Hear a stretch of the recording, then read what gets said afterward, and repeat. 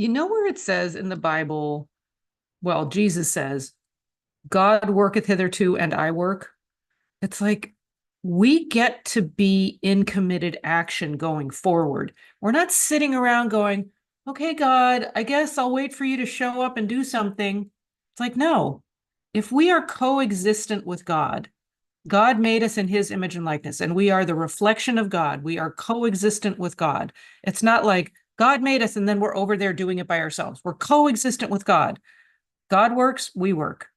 We cannot help but be in committed action in the expression of the divine.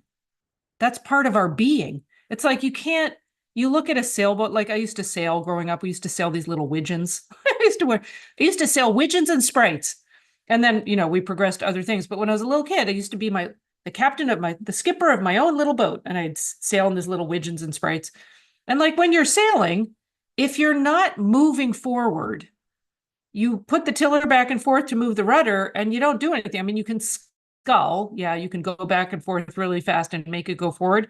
But if you're not moving forward, pushing the tiller back and forth doesn't change the direction of the boat. You got to be moving forward to actually change the direction of the boat with the action that you're taking. It's like we need to be taking action and going forward. My Father worketh hitherto and I work. It's like, okay, God is omni-action, all activity. So I must be the reflection of that by expressing the activity of mind, of spirit, of truth, of love. The activity of love. Well, what does the activity of love look like? What does the activity of truth look like? What does the activity of action look like? The all action, the omni-action of God. What does that look like? The all-knowing of God. What does that look like? It's like we get to be in that place of demonstration.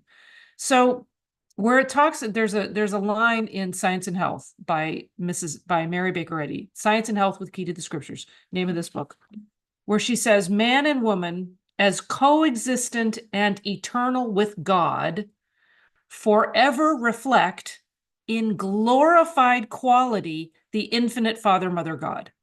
In glorified quality. Number one, we're coexistent. Number two, we're reflecting God, but we're doing it in glorified quality of the infinite Father, Mother, God. It's like, okay. So when we are, and here's the kind of thing, and then I'll wrap it. I don't want to be too long today, but when we're facing some physical challenge that feels really daunting and feels really impressive to mortal sense, if we're sitting kind of waiting for God to show up for us, we're not reflecting God. God's not in waiting mode. God is omni-action. God is omnipotent, omnipower. It's like there is this omnipresent. There's the presence, the power, the activity of God is constant. So we want to be in committed action, stepping forward. There's that another line, and I've probably quoted this, I don't know how many times. It's one of my favorite lines in Science and Health. We must look where we would walk, and we must act as possessing all power from him in whom we have our being. It's like we must act. So let's take action. And does that look messy sometimes? You betcha. Yeah. It doesn't always look like, oh, the perfect solution. I'm going to act this out. Sometimes it looks really messy. And I can tell you when I was faced with a really challenging, painful circumstance with a situation with a shoulder, and it was really, really painful. And I was kind of sitting, waiting for the healing. And one of the things that came to me was I thought it was dislocated. And I thought, oh, I'll just go get it, put the bone back in place and everything, go along my way. When they did an x-ray, they said, no, it's not dislocated. And they said, this is going to take surgery. And we went through kind of a whole long thing. And they said, okay, so I didn't have insurance. Insurance was kicking in 11 days. So I thought, okay, I have 11 days to have a healing, because they weren't going to be able to do the surgery. And I didn't want surgery, but it was diagnosed, and that they said that was the solution. And that was the only way it was going to get healed. So up until that point, was fearful about truly 100% relying on God. And I was kind of hiding that fear on some subtle way. I was like not really addressing it. And when I got the sort of diagnosis, the medical diagnosis, which I was hesitant to go even get it x-rayed to find out what was going on, when I got that, it got me off the fence. It was an action I took that didn't really feel like the direction I wanted to go. But what it did was get me to commit to really praying about it and really turning to God wholeheartedly, unreservedly. Like this was the only option I had. And I had a complete healing before that 11 days was up. I had a complete healing, had full use of my arm. The arm was like hanging and I could wiggle my fingers, but I couldn't do anything else. I had no rotation, lift, anything. So it was a really cool healing, but it was because I took an action that didn't seem like the action I really wanted to take, but I was guided to do that. And I thought, okay, I'll be obedient to taking this little step. But that was the thing that got me to commit fully and have the healing. So let it be what looks like to human sense. It might look messy. It might not look perfect to mortal eyes, but there's always a plan in place. We've got to take a step forward. I didn't see the full commitment until I took the step that I didn't think I was going to take. Until I took that step, I didn't see the place of full commitment. So that's what got me there. It's like, don't keep yourself from taking a step because you don't know where it's going to lead. So take the step, and then maybe a new vista, well, definitely a new vista will open up. You'll see a different perspective once you take a step.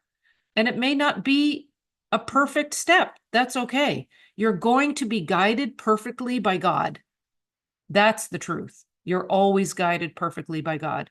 And what it looks like along the way may not look like what you ultimately think it should look like. Forget the should, by the way. But let yourself be guided. Let God lead you. Follow your intuition, even if it looks messy. It's like we've got to find the grace of just taking the step. And my Father worketh hitherto, and I work. So I want to be in that place of coexistence with God as God's reflection and taking the step forward and knowing that I am being guided and that I will see fully the truth of my being, which is always spiritual, never material, and I'll see the fullness of my being. And then I'm free from the illusion of the senses, because it's the illusion of the senses that would keep us hesitant and holding back and kind of waiting.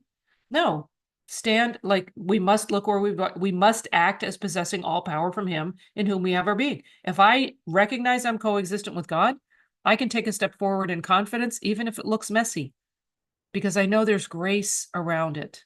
I know there's only love. I know there's only care for me as a child of God.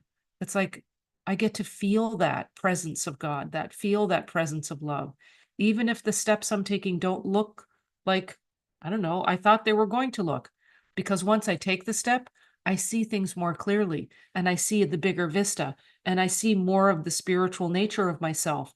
And I see that I can drop the lie and drop the illusion. It's like, oh, I didn't even see I was sort of seeing something erroneously.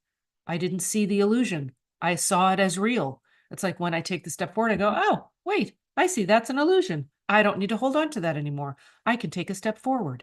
And then you see progress. And that's a good thing. Well, I hope some of this made sense. Just kind of going along. Lots of love, you guys.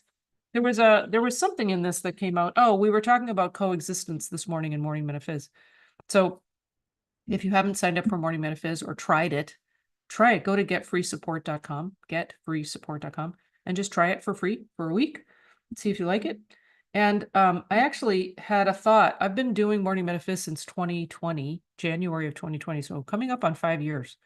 So there are lots of old episodes that I could post in here and let you guys kind of see older episodes. I mean, I'm sure I have grown as we've gone along. So, listen with discerning ears if there's anything in there that doesn't align. And always, actually, I would say always do that. Always listen with discerning ears. Go to God with everything, because, they're in this realm of existence. There are things that may be misspoken, there may be missaid or whatever. So have grace with me for doing my best to articulate things clearly, but there may be times when there's an articulation that isn't exactly right. So listen and discern and accept the things that you feel good about and reject the rest. Like it's not for everybody. So, and I want to just say I'm really grateful for those of you who have subscribed to this channel, because we hit 1,000 subscribers, and I just feel like that's kind of a, I don't know, there's some kind of a milestone around that. It just feels really good. And I'm expecting it to be a lot more than that at some point, because this is really good information and it's good. Truth is amazing and it's powerful. So why wouldn't everybody want more of truth? You know, of course they do. Anyway, thanks for being here. Let me know where you're watching from and share this out. And if you haven't subscribed, definitely subscribe. And if you haven't checked out Morning Metaphys, check it out, getfreesupport.com. And if you are in Morning Metaphys and you haven't checked out community, you can do that too. All right.